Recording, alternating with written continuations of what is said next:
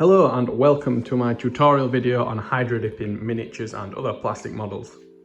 This is going to be a quick and concise video on how to use hydrographics to get a look similar to this miniature right here.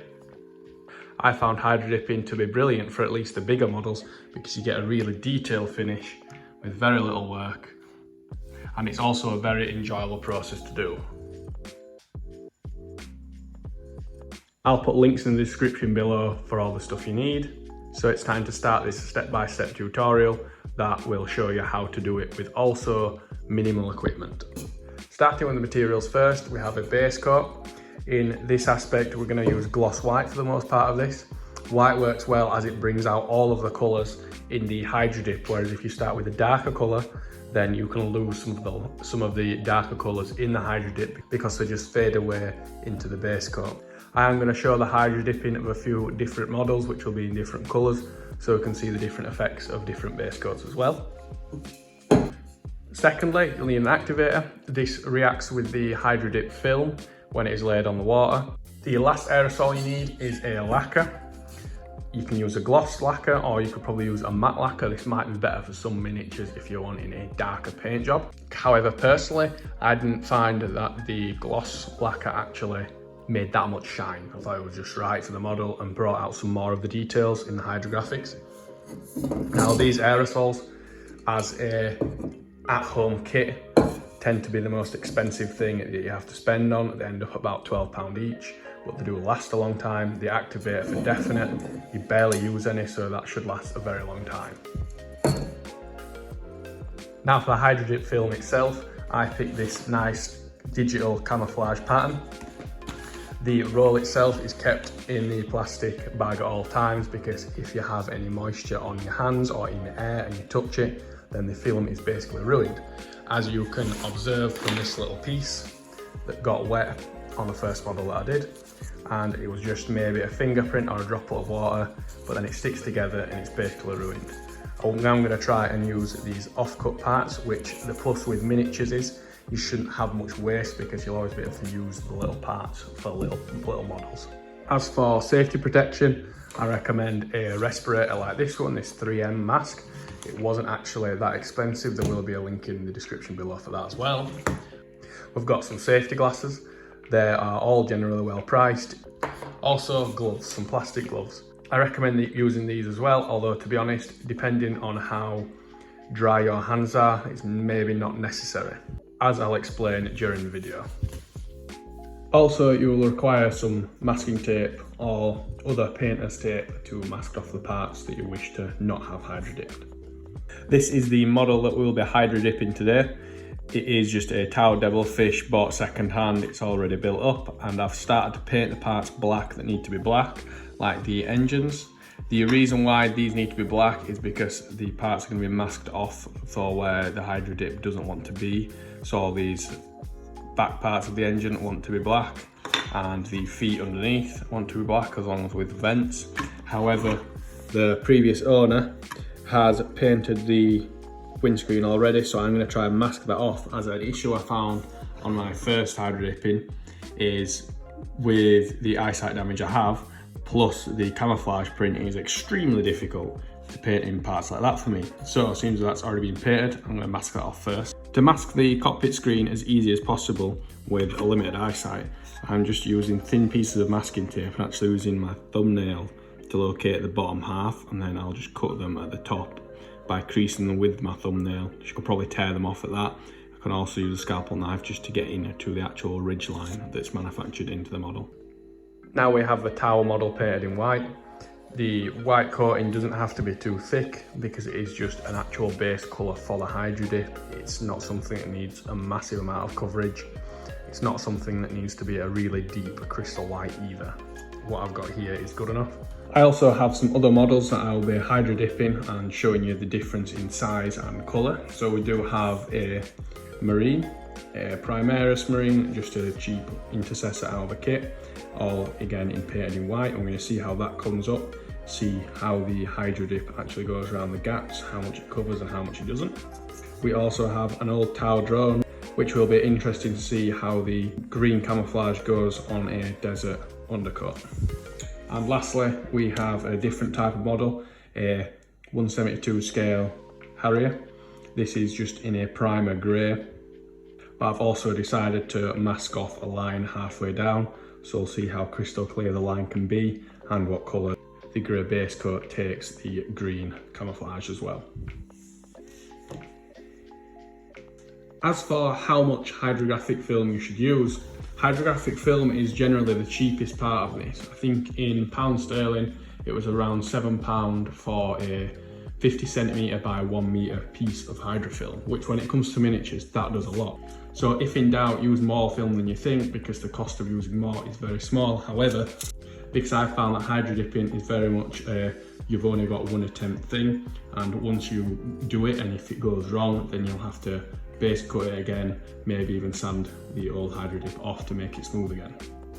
What I have found is that you can use aluminium foil to represent how much hydro dip you actually need, because you can imagine scrunching the foil around it.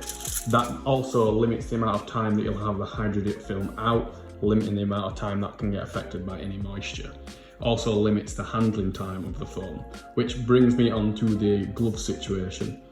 Because my hands are very dry, I can get away with not using gloves for the hydro dip. It doesn't seem to affect it at all. However, if you had sweatier hands, greasier hands, oilier hands, then I would suggest wearing gloves all the time when you're touching it.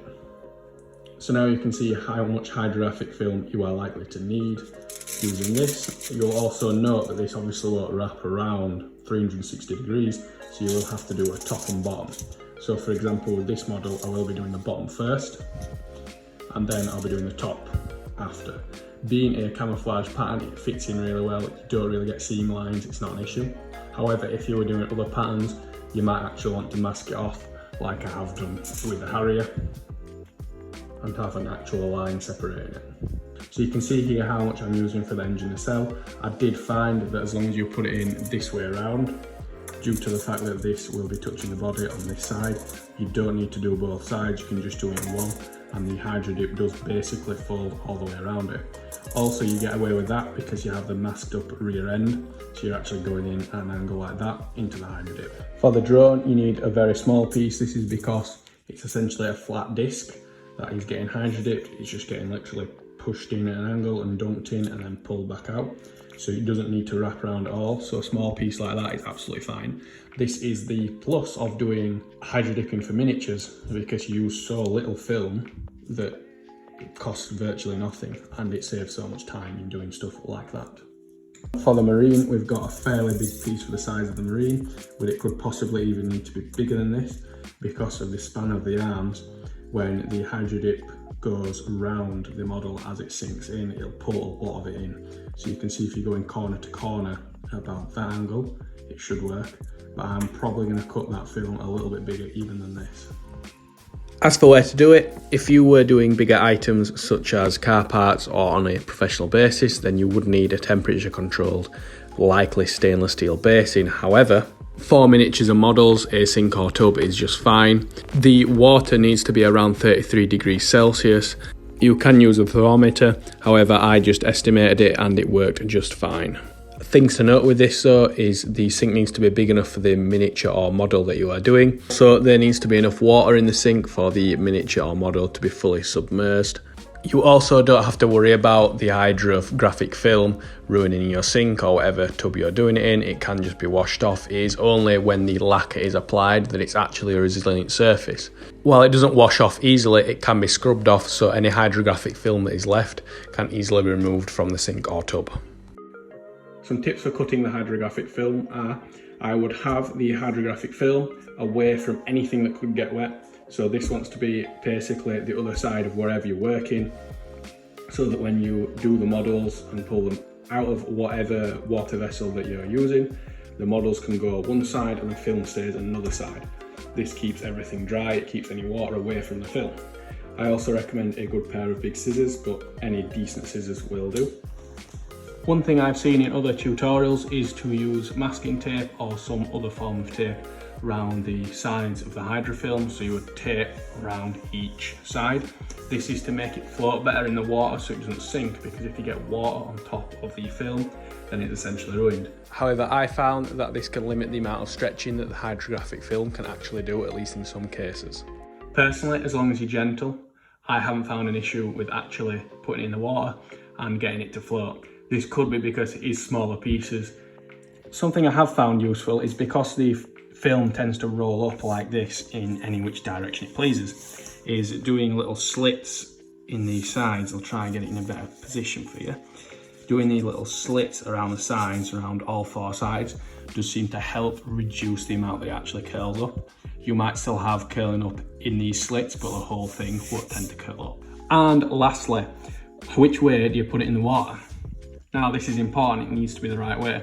Typically it appears to be shiny side down on most films is how it works. However, to check fully, if you lick your fingers, both fingers, or finger and thumb, and you grab the end corner of a film, hold it together, one side should stick, and whichever side that sticks to, then you put that side down. See how it's a shiny side? So I'll go that side down in the water.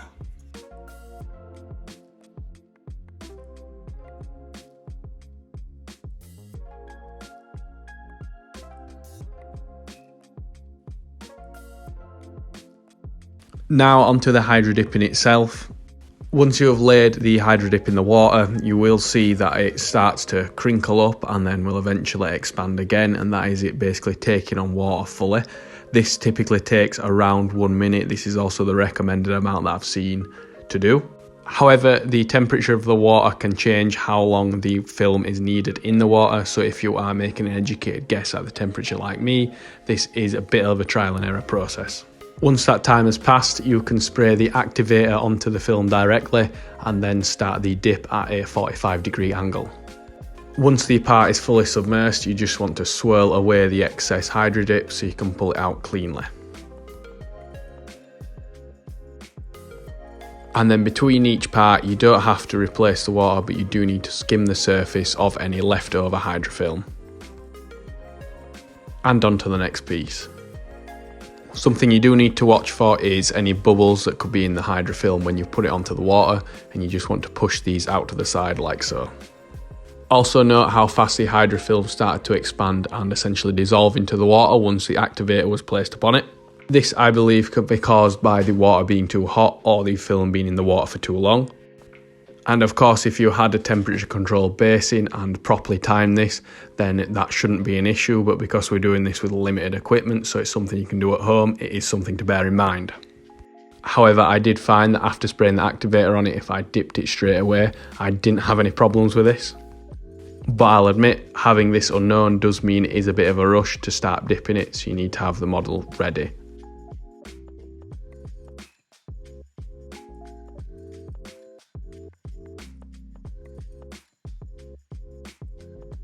After a part is hydro dipped, it does need to be washed off. I particularly found the shower head is better for this. You need to wash it for around 3 minutes. It basically takes the slimy coating off of the model. You will be able to feel by both touch and look when this coating has been washed off correctly. Next up is the Primaris Marine. I did find that the base seemed to get in the way of getting rid of the extra hydro dip when pulling it out, so it's definitely better to do it without the base on in the future.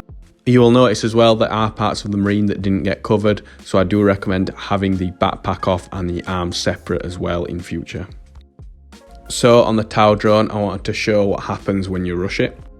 The film is laid badly in, but it's actually salvageable because it is an oversized piece. However, it's then not left in the water for long enough before the activator is sprayed upon it. It's also sprayed at an angle which then pushes the hydrofilm around the sink, all resulting in the model not being properly covered by the hydro dip and also the hydro dip not separating properly. Also note that you can't just wash it off properly, it'll always leave a bit left over. Now the Tow Devilfish body has been washed and is also dried completely, we can now hydro dip the other half. And remember, we don't want any water on the wrong side of the film, so the model does need to be fully touch dry. Also, you can see nicely here, this is why you need to wear a respirator. Because of the aerosol being sprayed into the sink, it then comes out of the sink and into you. You can't really open windows too much or do it outside because you also need the water to remain still, so it's no good if wind is being blown on it, and you also don't want any debris hitting the water.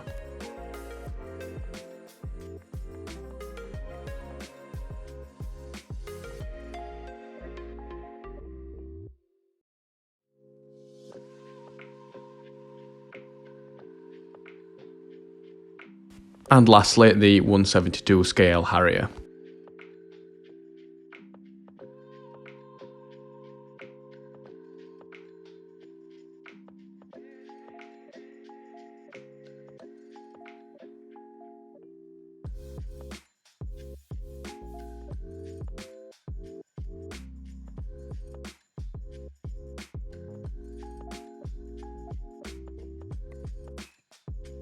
And now we have the Hydro-Dip models all washed off, so the slime is off them. You can see how it's now a dull print. This will come back when it is lacquered. As for the masking tape, if the masking tape pulls off easily, like it is likely to do on the missiles around the Harrier, then it is worth pulling them off before you try to paint them, because the masking tape will be damp and therefore can have an issue with the paint drying, just being around it. However, for example, on the cockpit of the Harrier, try to peel that off without peeling the Hydro-Dip off the rest of the model will be difficult. So if it is lacquered first, the lacquer will act as a protective barrier and allow you to gently pull the masking tape off later. Before you lacquer the models, you do want to make sure they're dry from the Hydro-Dipping process. So I will be using a hairdryer just to dry them off. You could just leave them out and let them dry. Now for lacquering the models with clear coat, always do it in a well ventilated area and always wear your respirator. And that is all of the models clear coated. You can see the shine that's come back now. Now the clear coat on the models is dry, we're going to start peeling off the masking tape. So we'll see how it goes.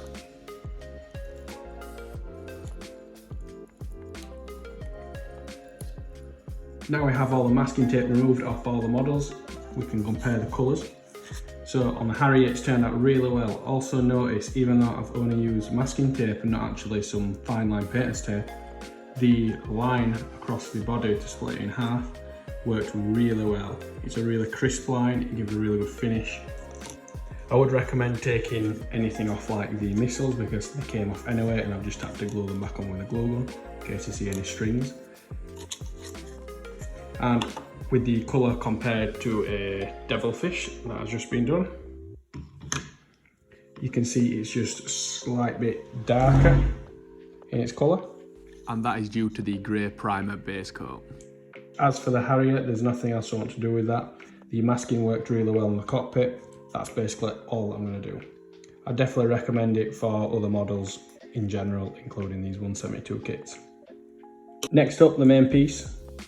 The devilfish has come out really well again. It is definitely worth doing as much masking as possible and painting beforehand. As you can imagine, trying to paint detail through these camouflages is very difficult even if you do have good eyesight. So masking up the cockpit with the red worked really well, came off very well. The underneath went alright too, all the masking's come off, the feet look good in black. You can see where the Hydro-Dip has been stretched thin there, we see the white coming through, and on the underside of the engines. But onto the engines, you can see how the masking tapes come off great there, and you have all these finishes. That would be difficult to do in black. The only things I'm going to do to this is fill those holes in black so they fit in. You could add more detail if you want to, but then I'm just going to leave it as that. Minimal work for a really good result. The marine worked pretty well too. It's all gone around the helmet very well and around the guns and the arms. What I will suggest, and I'm going to do in the future, is doing the arms and the backpack separate, probably on the sprue, and then just doing the body and the head all as one.